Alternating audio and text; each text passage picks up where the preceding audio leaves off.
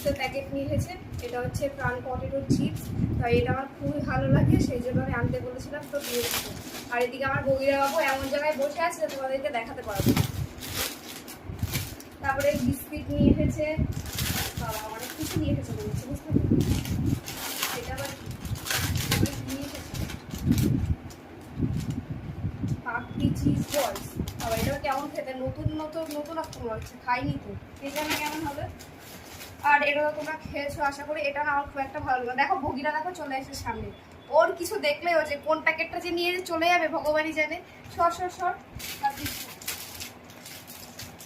একটা এটা আলু বিস্কুট বোধ হয়, তো এটাও নতুনত্ব, এটা আমি খাইনি, দেখতে হবে খেয়ে কেমন।